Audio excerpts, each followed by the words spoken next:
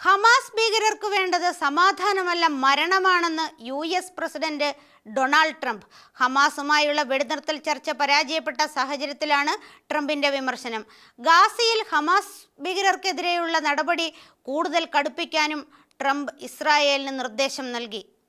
വെടിനിർത്തൽ നിർദ്ദേശം ഹമാസ് തള്ളിക്കളഞ്ഞതിനു പിന്നാലെയാണ് ഹമാസ് ഭീകരർക്കെതിരായ നീക്കം ശക്തമാക്കാൻ ട്രംപ് ഇസ്രായേലിനോട് നിർദ്ദേശിച്ചത്. ഹമാസ് ഭീകരർക്ക് കരാറുണ്ടാക്കാൻ താല്പര്യമില്ലായിരുന്നു എന്നും അവർക്ക് മരിക്കാനാണ് ആഗ്രഹമെന്നും ഗാസയിൽ നിന്ന് ഹമാസിനെ തുടച്ചു നീക്കേണ്ട ജോലി പൂർത്തിയാക്കേണ്ട ഘട്ടത്തിലേക്കാണ് കാര്യങ്ങൾ ചെന്നെത്തുന്നതെന്നും ട്രംപ് പറഞ്ഞു. സമാധാന ചർച്ചകളിൽ നിന്നും US പിന്തിരിയേണ്ട സാഹചര്യമാണ് നിലവിലെന്നും നയതന്ത്രത്തിൽ നിന്നും പിന്മാറി സൈനിക നടപടിയിലേക്ക് കടക്കുന്നതിനെക്കുറിച്ച് വാഷിംഗ്ടൺ ചിന്തിച്ചേക്കുമെന്നും കഴിഞ്ഞ ദിവസം USന്റെ പശ്ചിമേഷ്യൻ വക്താവ് സ്റ്റീവ് വിക്കോഫ് പറഞ്ഞതിന് പിന്നാലെയാണ് ട്രംപിന്റെ പ്രതികരണം. ഗാസയിലെ മാനുഷിക സാഹചര്യം വഷളാകുകയും സാധാരണക്കാർക്കിടയിലെ പട്ടിണിയുടെ റിപ്പോർട്ടുകൾ വർദ്ധിക്കുകയും ചെയ്തതോടെ നയതന്ത്രം ഇനി പ്രായോഗികമാകില്ല എന്ന് ട്രംപ് സൂചിപ്പിച്ചു. സൈനിക നീക്കത്തിലൂടെ തന്നെ സ്ഥിതി നിയന്ത്രിക്കേണ്ടി വരുമെന്നും ഇസ്രായേൽ പ്രധാനമന്ത്രി ബെഞ്ചമിൻ നെതന്യാഹുവിന്റെ നടപടിക്ക് പിന്തുണ പ്രഖ്യാപിച്ചുകൊണ്ട് ട്രംപ് പറഞ്ഞു. ഹമാസ് ബന്ദിയാക്കിയ US ഇസ്രായേലി പൗരനായിരുന്ന എഡാൻ അലക്സാണ്ടറിന്റെ മോചനത്തിനായി നടത്തിയ ചർച്ചകളിൽ അവസാന ഘട്ടത്തിൽ പോലും ഹമാസ് വിട്ടുവീഴ്ചയ്ക്ക് തയ്യാറാകുന്ന സാഹചര്യത്തിലാണ് ട്രംപ് കടുത്ത പ്രതികരണത്തിലേക്ക് നീങ്ങിയതെന്നും